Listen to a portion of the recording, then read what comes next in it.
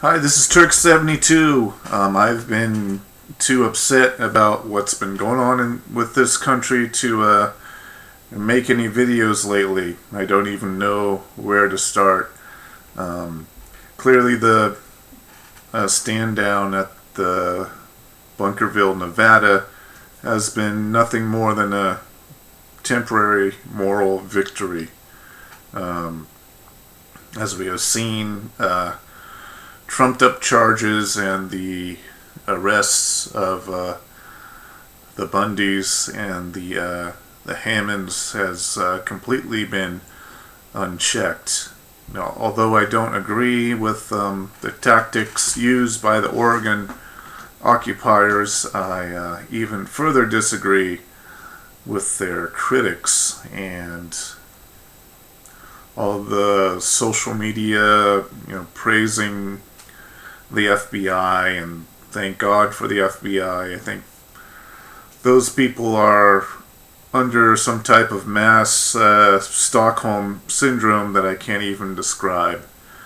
I'm very sorry that Eamon Bundy thought that the federal government or the sheriffs or the state police even cared about their grievances at all. I think that was his mistake in thinking that they were still had some type of humanity left in them.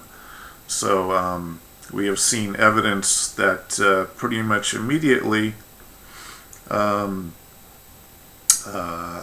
Santilli has shown that these schools closed down for public safety were used as staging areas with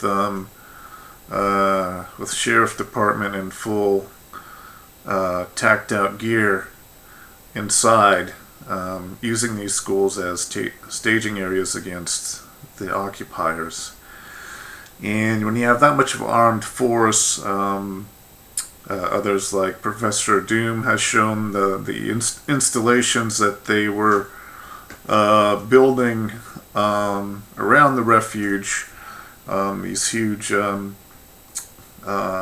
elaborate tent type facilities, that when you have that type of armed buildup and facilities that are being built, that these people truly do not care about anyone's grievances, and that when you cross the federal government, that you are no longer safe to travel, and that they will go into full cartel mode and wait for you on the side of the road, or wait until you are most vulnerable when you're traveling to capture you. And in my opinion, clearly Lavoy Finicum was forced into a lethal encounter, and that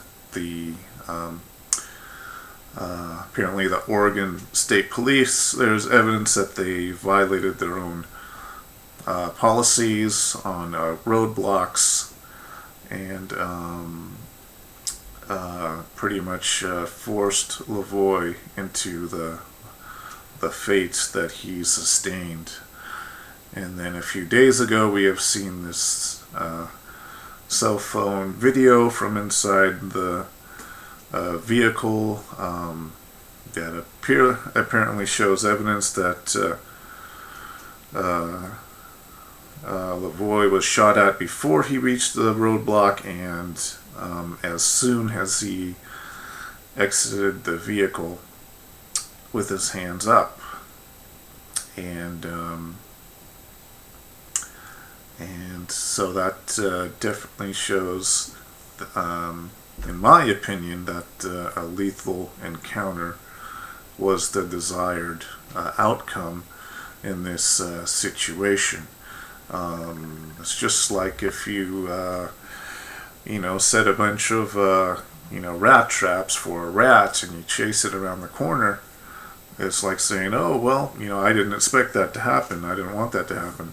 I think that's a ridiculous argument, and that they clearly wanted to stop Lavoie from reaching John Day, Oregon, or whatever the town is called, to prevent him from getting at that meeting. So, yeah, I don't know what America has come to if we cannot defend other Americans against these trumped up federal charges, where the Hammonds have already served their sentence, and the judge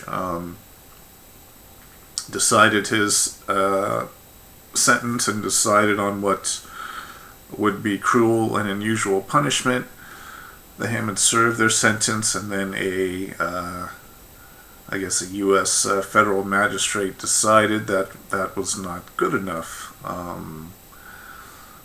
So apparently judges' sentences may not matter anymore when you are an enemy of the declared enemy of the federal government. And they can come along and decide a new sentence for you, and correct me if I'm wrong, if that's throwing double jeopardy out the window, and they put you back in jail again. So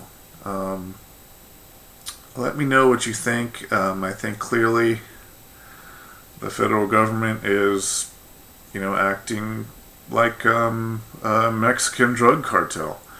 They have armed agents. They use strong arm tactics and harassment, and I think when you let any gang control too much territory, they become a cartel. And if you don't think that's a fair assertion, let me know.